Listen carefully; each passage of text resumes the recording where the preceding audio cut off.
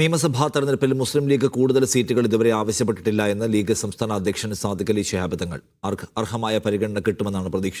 മുന്നണി വിപുലീകരണം ആവശ്യമാണ്. സീറ്റുകൾ വെച്ചുമാറുന്ന കാര്യം ചർച്ചയായിട്ടില്ല എന്നും സാദിഖ് അലി തങ്ങൾ പറഞ്ഞു. നിയമസഭാ തെരഞ്ഞെടുപ്പിന് സമയമുണ്ടല്ലോ. രാഷ്ട്രീയമായിട്ടുള്ള കാലാവസ്ഥ മാറിക്കൊണ്ടിരിക്കുന്നു. നമുക്കറിയാം, ഞങ്ങൾക്ക് വലിയ പ്രതീക്ഷയുണ്ട്. തെത്തല പഞ്ചായത്ത് തെരഞ്ഞെടുപ്പിലെ വിധി എന്നുള്ളത് കേരളത്തിലെ ഒരു വിധിയാണ്, കേരളത്തിലെ വിധിയെഴുത്താണ്. കേരളത്തിൽ മാറ്റം അനിവാര്യമാണ്. അതിപ്പോൾ UDFന് കേരളത്തിന് ഒരു മാറ്റം ഉണ്ടാക്കാൻ പറ്റുള്ളൂ എന്ന് കേരള ജനത വിധിയെഴുതി.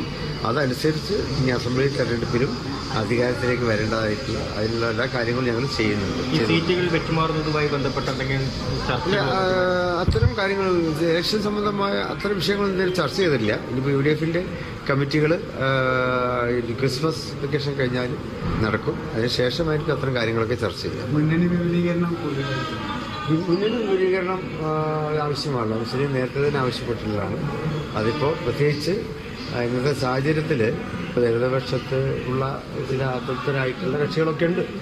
അവരൊക്കെ UDFിലേക്ക് വരാൻ താല്പര്യം പ്രകടിപ്പിച്ചിട്ടുമുണ്ട് എന്നാണ് ഞങ്ങൾക്ക് മനസ്സിലാക്കുന്നത്. അപ്പോൾ അവരൊക്കെ ഉൾപ്പെടുത്തിക്കൊണ്ട് UDF വിപുലീകരിക്കണം എന്നുള്ളത് തന്നെയാണ്.